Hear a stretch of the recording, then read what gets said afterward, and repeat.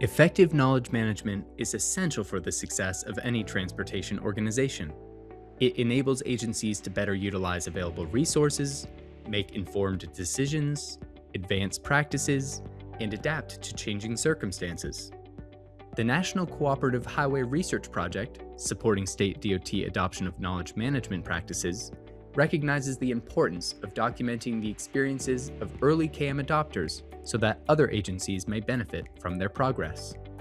This video series explores the development of tacit and explicit knowledge management across the transportation industry through 5 case studies.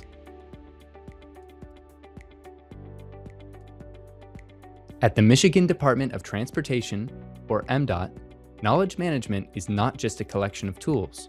It's a central pillar of the agency's workforce and succession planning system, better known as the MDOT House.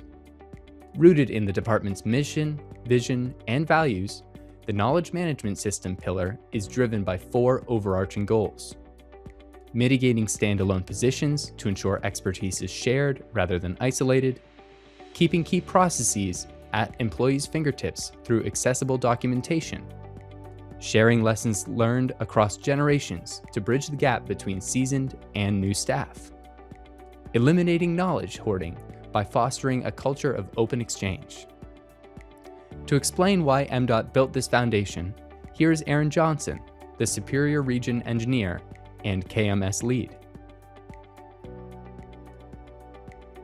At the Michigan Department of Transportation, like any other large organization, we realize that really our intellectual capital, the knowledge and the wisdom that it takes to get our job done well and react to the unexpected well and continue to deliver our product with great confidence and efficiency to our customers. We realize with people coming and going and leaving, that knowledge is, of course, walking out the door, unpredictable. And also we realize that times have changed in our department as in many other departments, whereas historically we had people who would stay for entire careers at a organization. That's not the case in most organizations nowadays. So you have to work to find solutions to maintain that intellectual capital. We also did an evaluation really of our workforce really back in about 2019 when we really looked close at it, and we realized that over 30% of our department was eligible to retire in the next 5 years.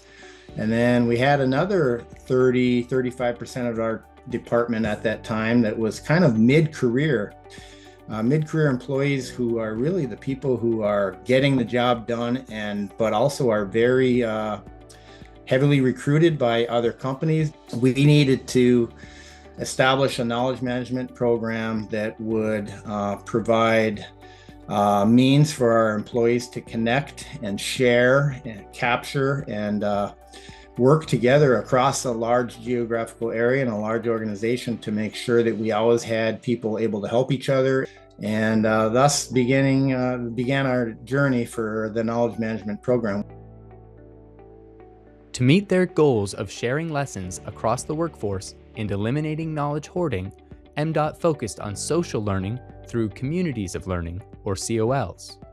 These interactive sharing opportunities promote networking and continuous improvement across the entire agency. Since the first COL launched in 2019, the program has flourished. Today, MDOT supports over 20 active COLs covering both technical and professional topics.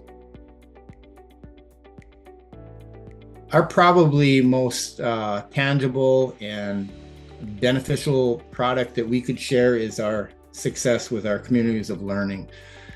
I am a big believer that communities of learning or communities of practice are maybe the most important and most beneficial way that an organization can put a system together so that employees across the organization facing similar challenges with the work they're trying to accomplish can gather, can build relationships, can mentor each other, can share, can train together. And it doesn't need to be face-to-face or shoulder-to-shoulder. It can be in a virtual environment, a very beneficial practice that any organization should, if they have not started, should really get rolling on. While communities handle broad sharing, MDOT uses person-to-person initiatives to mitigate standalone positions. This ensures that critical expertise is transferred directly through cross-training, job shadowing, and a formalized mentoring program. A standout practice at MDOT is their employee overlap program for targeted positions. This allows a new hire to work alongside an outgoing expert for a set period, capturing the tacit knowledge that is rarely found in a manual.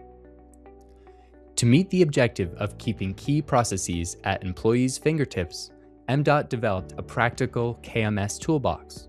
This includes standardized forms like the Project Status at a Glance and the Mini Desk Manual.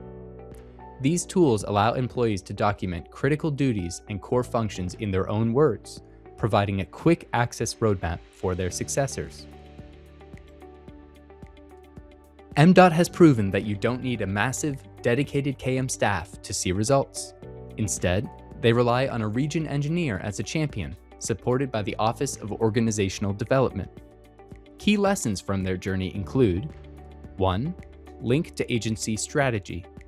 Integrating KM into the strategic plan ensures it is recognized as a fundamental building block for success. 2.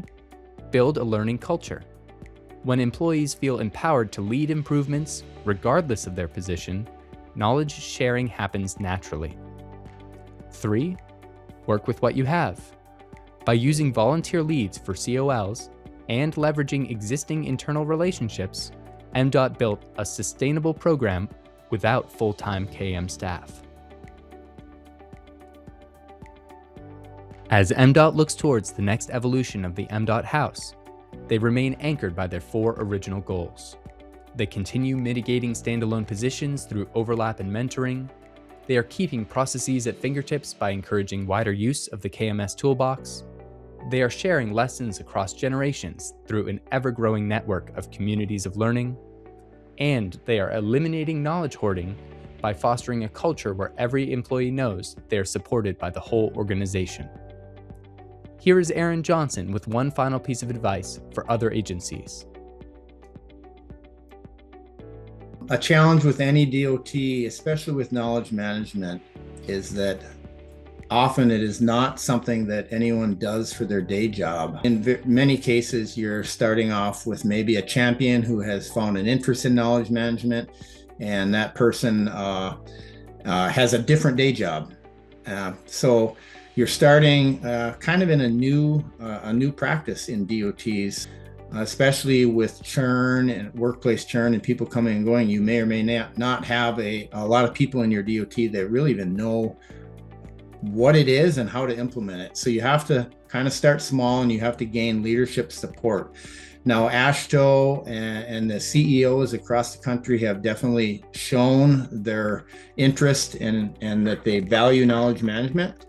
So it should not be a hard sell, but you need to gain leadership support to get started.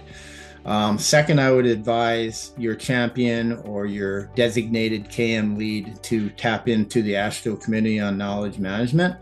The AASHTO Committee on Knowledge Management is really our main goal, is to help all DOTs and all agencies get started or continue to foster and grow.